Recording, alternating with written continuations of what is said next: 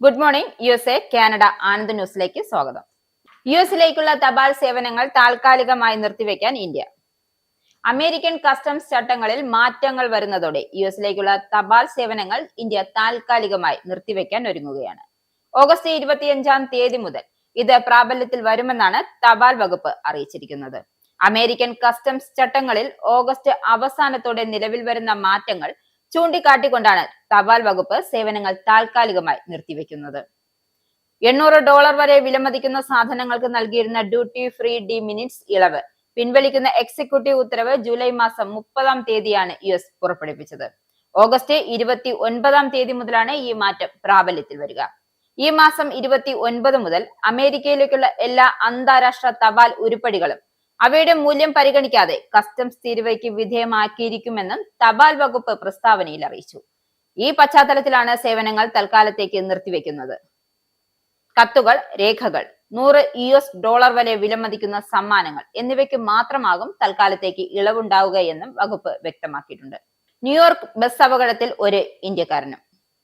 വെള്ളിയാഴ്ച നയാഗ്ര വെള്ളച്ചാട്ടം കണ്ട് ന്യൂയോർക്ക് സിറ്റിയിലേക്ക് മടങ്ങുകയായിരുന്ന 54 യാത്രക്കാരുമായി പോയ ടൂറിസ്റ്റ് ബസ് മറിഞ്ഞുണ്ടായ അപകടത്തിൽ മരിച്ച 5 പേരിൽ ഒരു ഇന്ത്യക്കാരനുമുണ്ടെന്ന് പോലീസ് സ്ഥിരീകരിച്ചു. 65-കാരനായ ബീഹാറിൽ നിന്നുമുള്ള ശങ്കർ കുമാറാണ് മരിച്ച ഇന്ത്യക്കാരൻ.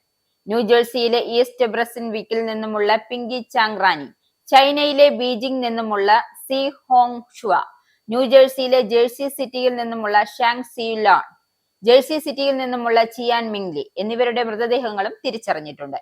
പ്രാദേശിക സമയം ഉച്ചയ്ക്ക് 12:22 ബസ് നിയന്ത്രണം നഷ്ടപ്പെട്ട് മിഡിയനിലേക്ക് മറിഞ്ഞ് അപകടമുണ്ടായതെന്നും ന്യൂയോർക്ക് സ്റ്റേറ്റ് പോലീസ് വ്യക്തമാക്കി.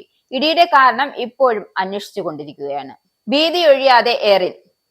നോർത്ത് കരോലിനയുടെ തീരപ്രദേശങ്ങളിൽ കനത്ത നാശം വിതച്ച ശേഷം എയറിൻ ചുഴലിക്കാറ്റ് യുഎസിൽ നിന്നും മാറി. യുഎസിലെ കരയിലേക്ക് കടക്കാതെ കാനഡയിലെ നോർവ സ്കോട്ടിലേക്ക് നീങ്ങുന്നതിനാൽ കാറ്റഗറി 1 കൊടുങ്കാറ്റായി ദുർബലമായതിനാൽ മിയാമിയിലെ നാഷണൽ ഹരിക്കെയിൻ സെന്റർ അറിയിച്ചു. എയറിൻ ഭീതിയിൽ തുടർന്ന് നോർത്ത് കരോലിനയിൽ അടിയന്തരാവസ്ഥ പ്രഖ്യാപിക്കുകയും 2000-ലധികം ആളുകളെ ഒഴിപ്പിക്കുകയും ചെയ്തിരുന്നു. 2025 സീസണിലെ ആദ്യത്തെ ചുഴലിക്കാറ്റായ എയറിൻ ഇനി ഒരു പോസ്റ്റ് ട്രോപ്പിക്കൽ കൊടുങ്കാറ്റായി മാറുമെന്നും പ്രതീക്ഷിക്കുന്നു. കൊടുങ്കാറ്റ് സൃഷ്ടിച്ച ശക്തമായ തിരമാലകളും കൂടുതൽ ദിവസങ്ങൾ നീണ്ടു നിൽക്കുമെന്നും കാലാവസ്ഥ പ്രവചകർ വ്യക്തമാക്കുന്നു. Bermuda, US east cost, Atlantic, Canada, Bahamas എന്നിവിടങ്ങളിലെ തിരമാലകൾ സൃഷ്ടിച്ചാണ് എയറിൻ കടന്നുപോയത്. ഫ്ലോറിഡ മുതൽ വടക്കോട്ട് വടക്കേ അമേരിക്കൻ ഈസ്റ്റ് കോസ്റ്റിലുടനീളം ശക്തമായ കാറ്റും അനുഭവപ്പെട്ടു. ബ്ലൂഫോർട്ട് ഇൻഡൽ മുതൽ വെർജീനിയയിലെ ചിക്കൻ കോട്ടിക് വരെയുള്ള കിഴക്കൻ നോർത്ത് കരോലിനയിലെ നാഷണൽ വെതർ സർവീസ് ഉഷ്ണമേഖല കൊടുങ്കാറ്റ് മുന്നറിയിപ്പുകൾ നൽകി. നോർത്ത് കരോലിനയിലെ പാംലിക്കോ, ആൽബർമയിലെ സൗണ്ട്സ് എന്നിവിടങ്ങളിലും മുന്നറിയിപ്പുകൾ നൽകിയിരുന്നു. കുടിയേറ്റക്കാർ കൊഴിയുന്ന US. കുടിയേറ്റത്തെ രാജ്യത്തിന്റെ ശക്തികളിലൊന്നല്ല മറിച്ച് ഒരു ഭീഷണിയായി നിർവചിച്ച ഡൊണാൾഡ് ട്രംപ് ജനുവരിയിൽ അധികാരമേറ്റതിനു ശേഷം 50 വർഷത്തിലേറെയായി വളർന്നുകൊണ്ടിരിക്കുന്ന അമേരിക്കയിലെ കുടിയേറ്റ ജനസംഖ്യയിൽ 1 ദശലക്ഷത്തിലധികം പേരുടെ കുറവുണ്ടായതായും പ്യൂ റിസർച്ച് സെന്ററിന്റെ പുതിയ പഠനം.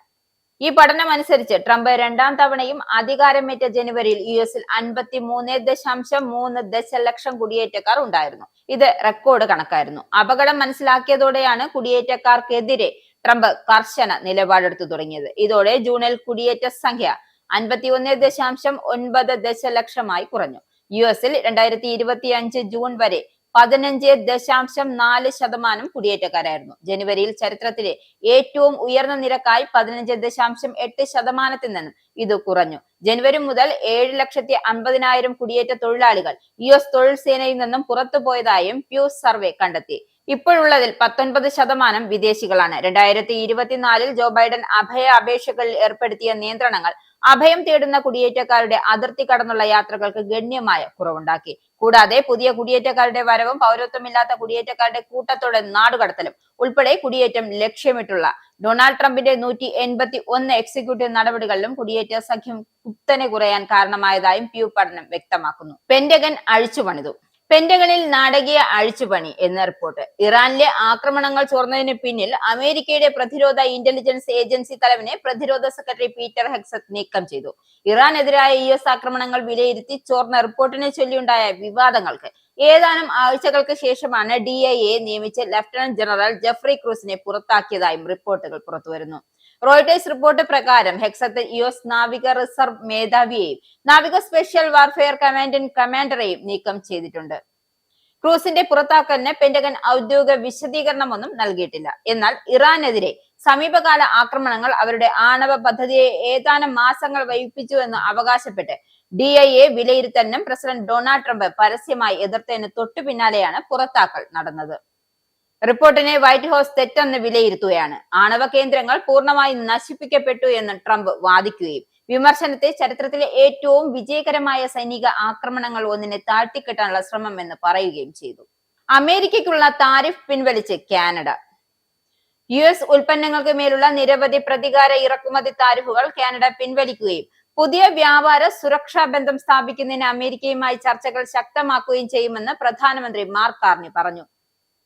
US ഓട്ടോകൾ, സ്റ്റീൽ, അലുമിനിയം എന്നിവയ്ക്കുള്ള കനേഡിയൻ താരിഫുകൾ തുടരുമെന്നും അദ്ദേഹം പത്രസമ്മേളനത്തിൽ കൂട്ടിച്ചേർത്തു. കാനഡയും US ഇപ്പോൾ ഭൂരിഭാഗം സാധനങ്ങൾക്കും സ്വതന്ത്ര വ്യാപാരം പുനഃസ്ഥാപിച്ചുവെന്നും അദ്ദേഹം പറഞ്ഞു. US മെക്സിക്കോ കാനഡ സ്വതന്ത്ര വ്യാപാര കരാറിന് അനുസൃതമായ കനേഡിയൻ ഉൽപ്പന്നങ്ങൾക്ക് തീരുവ ചുമത്തില്ലെന്നും അമേരിക്ക അടുത്തിടെ വ്യക്തമാക്കിയിരുന്നതായും കാർണി ചൂണ്ടിക്കാട്ടി.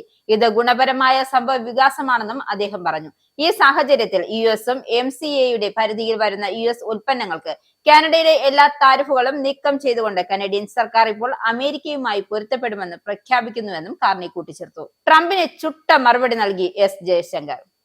ഡൊണാൾഡ് ട്രംപ് വിദേശ നയം കൈകാര്യം ചെയ്യുന്ന രീതിയെ വിമർശിച്ച് ഇന്ത്യൻ വിദേശകാര്യമന്ത്രി S ജയശങ്കർ. വ്യാപാര വിഷയങ്ങൾ ഉൾപ്പെടെ ട്രംപ് അമേരിക്കയുടെ വിദേശ നയം നടപ്പാക്കുന്നത് പരസ്യമായ രീതിയിലാണെന്നും അദ്ദേഹം പറഞ്ഞു.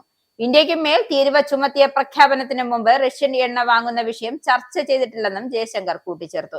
ഇപ്പോഴത്തെ US പ്രസിഡന്റിനെ പോലെ പരസ്യമായി വിദേശ നയം നടപ്പിലാക്കിയ ഒരു US പ്രസിഡന്റിനെ ഇതിനു മുമ്പ് കണ്ടിട്ടില്ല എന്നും ട്രംപ് ലോകത്തോട് ഇടപെടുന്ന രീതി ഇന്ത്യയിൽ മാത്രം ഒതുങ്ങില്ലെന്നും ലോകത്തോട് സ്വന്തം രാജ്യത്തോട് പോലും ഇടപെടുന്നത് പരമ്പരാഗത യാഥാസ്ഥിക രീതിയിലെന്നും വ്യതിചലിച്ചുകൊണ്ടാണെന്നും ജയശങ്കർ കൂട്ടിച്ചേർത്തു. ഉക്രൈനെ നിയന്ത്രിച്ചു പെന്റഗൺ. വ്ളാഡിമിർ പുടിനെ സമാധാന ചർച്ചകളിൽ ഏർപ്പെടാൻ പ്രേരിപ്പിക്കാനുള്ള ട്രംപ് ഭരണകൂടത്തിന്റെ ശ്രമത്തിന്റെ ഭാഗമായി വസന്തത്തിന്റെ അവസാനം മുതൽ റഷ്യയിലേക്കുള്ള ലക്ഷ്യങ്ങൾ ആക്രമിക്കാൻ US നൽകുന്ന ദീർഘദൂര മിസൈലുകൾ ഉപയോഗിക്കുന്നതിൽ നിന്നും US പ്രതിരോധ ഉദ്യോഗസ്ഥർ ഉക്രൈനെ തടഞ്ഞിട്ടുണ്ടെന്ന് ഏറ്റവും പുതിയ റിപ്പോർട്ട് വ്യക്തമാക്കുന്നു. US നിർമ്മിത ആർമി ടാക്ടിക്കൽസ് മിസൈൽ സിസ്റ്റങ്ങൾ ഉപയോഗിക്കുന്നതിൽ നിന്നും പെന്റഗൺ ഉക്രൈനെ തടഞ്ഞതായി വാൾ സ്ട്രീറ്റ് ജേണൽ റിപ്പോർട്ട് ചെയ്യുന്നു. പെന്റഗന്റെ നയം അണ്ടർ സെക്രട്ടറി എൽബ്രിഡ്ജ് കോൾബി വികസിപ്പിച്ചെടുത്ത ഒരു അവലോകന സംവിധാനം US ദീർഘദൂര ആയുധങ്ങൾ അല്ലെങ്കിൽ അമേരിക്കൻ ഇന്റലിജൻസിനെയും ഘടകങ്ങളെയും ആശ്രയിക്കുന്ന യൂറോപ്യൻ സഖ്യകക്ഷികൾ നൽകുന്ന ആയുധങ്ങൾ എങ്ങനെ ഉപയോഗിക്കാമെന്നും ഉക്രൈനെ നിയന്ത്രിക്കുന്നതായും റിപ്പോർട്ടുണ്ട്. കപ്പടിച്ചു മാറ്റി Trump. American president Donald Trump ചെയ്തത് കണ്ട് കേരളത്തിലെ നെഹ്റു ട്രോഫി വള്ളംകളി സംഘാടകർ ഞെട്ടി. ഇനിമേൽ ട്രംപിനെ വള്ളംകളി ജേതാക്കൾ സമ്മാന വിതരണം ചെയ്യുവാൻ ക്ഷണിക്കേണ്ട എന്ന് തീരുമാനിച്ചു. ഇത് ട്രോൾ ആണെങ്കിലും കാര്യം സീരിയസ് ആണ്. ഫിഫ ലോകകപ്പ് ട്രോഫി കയ്യിൽ കൊടുത്തപ്പോൾ ഇനി അത് തിരിച്ചു തരില്ലെന്ന് US പ്രസിഡന്റ് ഡൊണാൾഡ് ട്രംപ് പ്രഖ്യാപിച്ചു കളഞ്ഞു. വൈറ്റ് ഹൌസിലെ ഓവൽ ഓഫീസിൽ വെച്ച് ഫിഫ പ്രസിഡന്റ് ജിയാനി ഇൻഫാന്റിനോയെ കണ്ടപ്പോഴാണ് രസകരമായ സംഭവം. ട്രംപ് ഇൻഫാന്റിനോയും തമ്മിൽ വൈറ്റ് ഹൌസിൽ നടത്തിയ കൂടിക്കാഴ്ചക്കിടെയാണ് സംഭവം നടന്നത്. അടുത്ത വർഷം US വെച്ച് ഞങ്ങൾ ലോകത്തെ ഒന്നിപ്പിക്കുകയാണെന്ന് പറഞ്ഞ ഇൻഫാന്റിനോ ഫിഫ ലോകകപ്പ് ട്രോഫി ട്രംപിന് കൈമാറിയപ്പോഴായിരുന്നു ട്രംപിന്റെ തമാശ.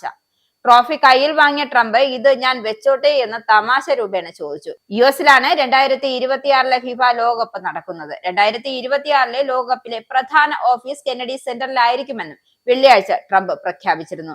USA, കാനഡ, മെക്സിക്കോ എന്നീ രാജ്യങ്ങൾ സംയുക്തമായി ആതിഥേയത്വം വഹിക്കുന്ന 2026 ലോകകപ്പിൽ 48 ടീമുകൾ പങ്കെടുക്കും. ആകെ 104 മത്സരങ്ങൾ ഉണ്ടാകും. ടൂർണമെന്റ് US സമ്പദ് വ്യവസ്ഥയിലേക്ക് $30 ബില്യണിലധികം കൊണ്ടുവരുമെന്നും 1,85,000-ത്തിലധികം തൊഴിലവസരങ്ങൾ സൃഷ്ടിക്കുമെന്നും ട്രംപ് പറഞ്ഞു. കാലിഫോർണിയക്കാർ സൂക്ഷിക്കണം, കാട്ടുപന്നികളിൽ വിഷമുണ്ട്. കാട്ടുപന്നികളെ വേട്ടയാടി പിടിച്ച് അതിന്റെ മാംസം ഭക്ഷിക്കുന്നവർ സൂക്ഷിക്കുക. എലിവിഷമാണെന്ന് മുന്നറിയിപ്പ് നൽകി കാലിഫോർണിയ ഭരണകൂടം. ആശങ്കജനകമായ മുന്നറിയിപ്പാണ് US സംസ്ഥാനമായ കാലിഫോർണിയയിൽ നിന്നും വരുന്നത്. വേട്ടയാടി പിടിക്കുന്ന പന്നികളുടെ മാംസത്തിൽ വലിയ തോതിൽ കാണപ്പെടുന്ന നീല നിറമാണ് ജനങ്ങളെ ആശങ്കയിലാഴ്ത്തുന്നത്. തോല് പൊളിച്ച് നീക്കുമ്പോൾ നീല നിറത്തിലുള്ള അവയുടെ മാംസം കാണപ്പെടുന്നതിന്റെ ചിത്രങ്ങളും ദൃശ്യങ്ങളും സമൂഹ മാധ്യമങ്ങൾ വൈറലുമാണ്. എലി, അണ്ണാൻ തുടങ്ങിയവയെ തുരത്താൻ ഉപയോഗിക്കുന്ന ഡിഫാൻസിനോണിയൻ അടങ്ങിയിരിക്കുന്ന വിഷമാണ് കാട്ടുപന്നികളുടെ ഈ നിറ മാറ്റത്തിന് പിന്നിലെന്നാണ് പരിശോധനകൾ തെളിഞ്ഞിട്ടുണ്ട്. വിഷം ഉള്ളിൽ ചെല്ലുന്നതോടെ അവയുടെ മാംസത്തിന്റെ നിറം മാറിമറയും. കാലിഫോർണിയയിലെ കർഷകർ വ്യാപകമായി ഈ വിഷം വിളകളെ സംരക്ഷിക്കാനായി ഉപയോഗിക്കുന്നുണ്ട്. ഈ വിഷം നേരിട്ട് ഭക്ഷിക്കുന്നതിലൂടെയോ അല്ലെങ്കിൽ വിഷബാധയേറ്റ ജീവികളുടെ മാംസത്തിലൂടെയോ കാട്ടുപന്നികളുടെ ഉള്ളിലെത്തുന്നു. വിഷം കൂടുതലായി ബാധിക്കുന്നവ അധികം വൈകാതെ തന്നെ ചത്തുവീഴുന്നു. കാട്ടുപന്നികളെ വേട്ടയാടി പിടിക്കുന്നവർ ഇത് നിസ്സാരമായി കാണരുത് എന്നാണ് അധികൃതർ നൽകുന്ന മുന്നറിയിപ്പ്. കാരണം ഈ മാംസം പാകം ചെയ്താലും വിഷാംശം നീക്കം ചെയ്യപ്പെടില്ല. വിഷമയമായ മാംസം ഉള്ളിൽ ചെന്നാൽ മനുഷ്യർക്ക് മൂക്ക്, മോണ എന്നിവയിൽ നിന്ന് രക്തസ്രാവവും മലത്തിലും മൂത്രത്തിലും രക്തം തുടങ്ങിയ ഗുരുതര ആരോഗ്യ പ്രശ്നങ്ങൾ പിടിപെടാൻ സാധ്യത ഏറെയാണ്. വയറുവേദന, നടുവേദന, തലകറക്കം, കുറഞ്ഞ രക്തസമ്മർദ്ദം, ശ്വാസതടസ്സം എന്നിവയ്ക്കും വിഷബാധ കാരണമാകും. കാട്ടുപന്നികളുടെ കാര്യത്തിൽ മാത്രമല്ല, വേട്ടയാടി പിടിക്കുന്ന മാൻ, കരടി തുടങ്ങിയ ജീവജാലങ്ങളുടെ മാംസത്തിലെ നിറവ്യത്യാസവും കണക്കിലെടുക്കുമെന്നും California department of fish and വൈൽഡ് ലൈഫിലെ പെസ്റ്റിസൈഡ് ഇൻവെസ്റ്റിഗേഷൻ കോർഡിനേറ്റർ വ്യക്തമാക്കി. മുൻ പ്രസിഡന്റ് ജിമ്മി കാർട്ടറുടെ സ്റ്റാമ്പ് വരുന്നു. അന്തരിച്ച അമേരിക്കൻ മുൻ പ്രസിഡന്റ് ജിമ്മി കാർട്ടറുടെ 101ാം ജന്മദിനത്തിൽ സ്റ്റാമ്പ് പുറത്തിറക്കി US postal service. US postal service October 1-ന് സ്റ്റാമ്പ് പുറത്തിറക്കും. 1982 രാജ്യത്തിന്റെ 39ാമത് പ്രസിഡന്റ് ആയിരുന്ന കാർട്ടറുടെ ഹെർബർട്ട് ഇ. അംബ്രാസ് വരച്ച ഛായാചിത്രം ഇതിൽ ഉൾപ്പെടുത്തിയിട്ടുണ്ട്. പ്ലെയിൻസിലെ ജിമ്മി കാർട്ടർ നാഷണൽ ഹിസ്റ്റോറിക്കൽ പാർക്കിൽ ശനിയാഴ്ചയാണ് ഈ കലാസൃഷ്ടി അനാച്ഛാദനം ചെയ്തത്. ഏറ്റവും കൂടുതൽ കാലം ജീവിച്ച യുഎസ് പ്രസിഡന്റായ കാർട്ടർ 2024 ഡിസംബർ 29-നാണ് അന്തരിച്ചത്. കാലിഫോർണിയയിലെ മോണ്ടറിലുള്ള സാൻ കാർലോസ് ബീച്ച് കടൽ സിംഹങ്ങൾ കൂട്ടത്തോടെ അടിഞ്ഞതോടെ സന്ദർശകരോട് താൽക്കാലികമായി അകലം പാലിക്കാൻ നിർദ്ദേശിച്ചിരിക്കുകയാണ് അധികൃതർ.